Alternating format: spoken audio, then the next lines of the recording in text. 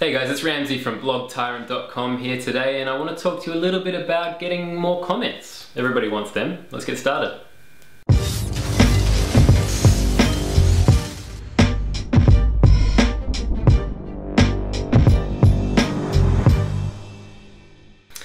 Okay guys, I often get asked by people how blogtyrant.com gets so many comments. Every article has like 80 or 100 or 200 comments. And for a young blog with not a lot of content, that seems a little bit strange to people. And you know, the real first answer is I have no idea. It's got a great community and it's built up really, really quickly. And I'm very, very lucky. That's sort of a very important thing to get across. But there are a few little things that I do that I think maybe I do a little bit differently to other bloggers. And so I thought I'd talk about that in the video today. So if you're trying to get more comments, here are some of the things that I think you should do. The first one is close comments after a certain number of days. So I close the comments on Blog Tyrant after 15 or 30 days. And what I think that does is it makes people more keen to get in and leave a comment quickly as soon as the post comes out, because they know they don't have forever to do it. The other thing I've heard that it does, I've got emails from people saying that they couldn't comment on, you know, an old article that they found on Google, so they subscribed to my list and then they waited until the next article came out and they left a comment on that. So that sort of pushes people forward to your new content, which is always something that bloggers find a little bit difficult. The second thing that's really important to do if you want more comments on your blog is to really develop that community feel.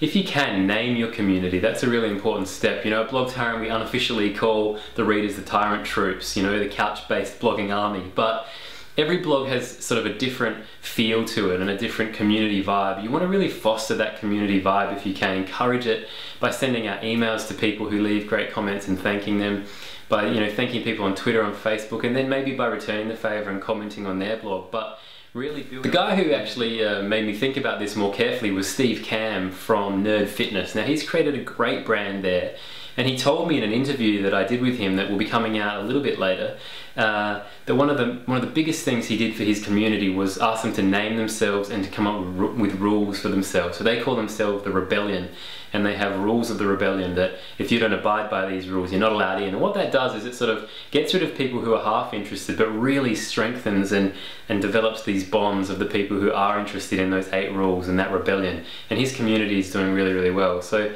that's the second tip that I'd give you, is to really name your community and try to increase that community feel. People love to feel like they belong to a particular blog. And as there's so many blogs out there nowadays, people are going to be coming to less and less of them. You know, they're going to want to find their place at 1 or 2 blogs that they can just go to and get their information from. So the more you can increase that community vibe, the better.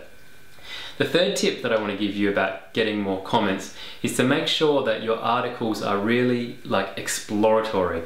It's a really kind of difficult concept to explain, but instead of being somebody who sort of lectures at your readers, you should try and be someone who's going on a journey with your readers. I hate that word journey, I think, because we've heard it so much on American Idol and all those other shows, but you really want to sort of be discovering the content with your readers. So even on a site where you're doing tutorials, you know, screen captures or videos, and you're doing a tutorial to show people, you know, how they can do this type of thing or that type of thing, you should still do it in a way that leaves it open-ended so that there's some discussion there. So for example, I'm filming this video now on a Canon Rebel camera, T2i, and if I was doing a tutorial on that camera, you know, I might leave it open and say, well, you know, what other cameras would have done better, or was it the right lens, or what did you think of the sound?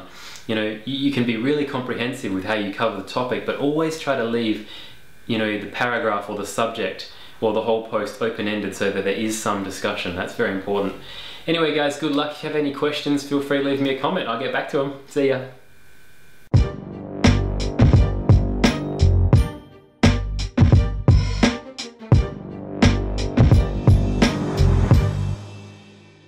And the guy who actually sort of inspired me to think more about this carefully was